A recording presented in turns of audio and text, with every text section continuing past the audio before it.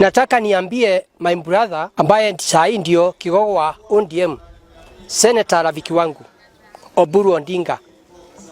Saa hii nimwambie kitu ya kwanza, akitaka viti zile zingine, kuna viti mbili hawai kuitanja hata kidogo. Kiti ya rais wa Kenya ambaye ni ya William Ruto na kiti ya makamu wa rais Profesa Abraham Kithure. Kwa sababu miaka 2 iliyopita wakati ule makamu wa rais wa zamani alitimuliwa, tumeona ile kazi rais wa Kenya William Ruto na Profesa wamefanya.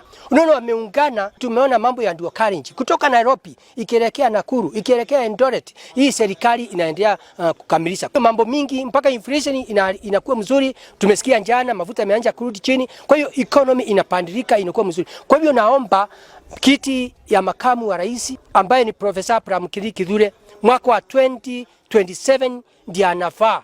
Hao wengine waitise vitu zingine. Kwa hivyo ningeomba tuungane pamoja, naomba watu wa ODM waachane isile viti mbili, waombe viti zingine, na niko na hakika tukiungana pamoja, kwa sababu saa hii ni serikali ya muungano, tutapata matunda mazuri.